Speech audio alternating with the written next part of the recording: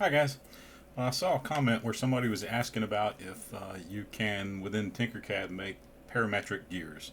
Now, please forgive me if I'm misunderstanding the term parametric. I'm accustomed to looking at that term in the scope of, say, Thingiverse, where you have an automatic maker and you can just put in a few parameters and boom, voila, you have this thing. And I think I said Tinkercad can do it, but you have to get into the coding side, and that's partially true.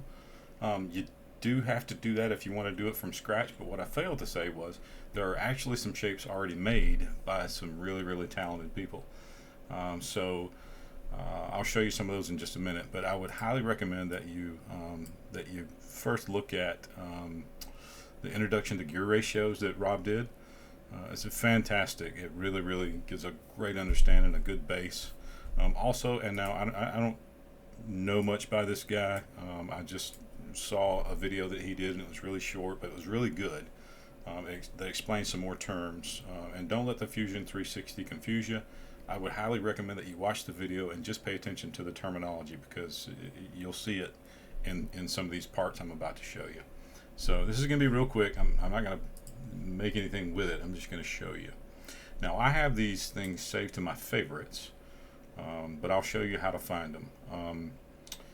Let's see, there's a few of them. All right, you got this guy, Pro Gear.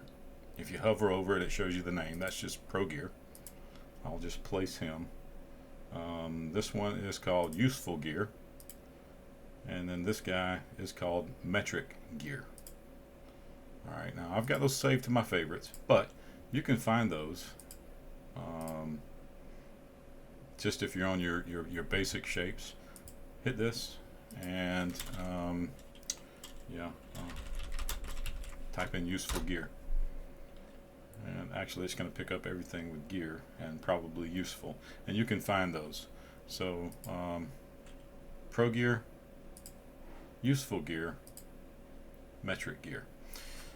Okay, a little bit about each one. Now, this one that is called Useful Gear is a little bit more like what something like what Rob made, and it's perfect for most makers and the things that we would do. And if you click on it, you'll notice that you get some options here. You can change the pitch, the slop, the number of teeth, the height, and the bore diameter. Now, I'm not going to go into any details because, to be honest, that's not really my forte. But just remember those terms, and if you watch both of those videos that I showed, that I mentioned, it'll make a lot more sense. Okay. Pro Gear. Now, this thing has a ton of options, and I'm sure it's incredibly useful, but to me it's a bit overkill.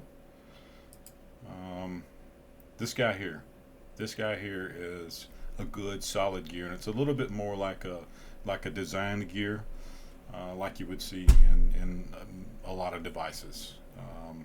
And it's real simple. You got your module, which is the term that the WTF GasCan guy covered, number of teeth, and the pitch angle. That's a good solid gear. However, this is going to be fine for most things that we would do. So I hope that you can take these shapes, and maybe you might find others in here, and hopefully find what you're looking for. This is really just kind of an awareness video, not really a how-to, because I don't know how to. Anyway, I hope it was helpful.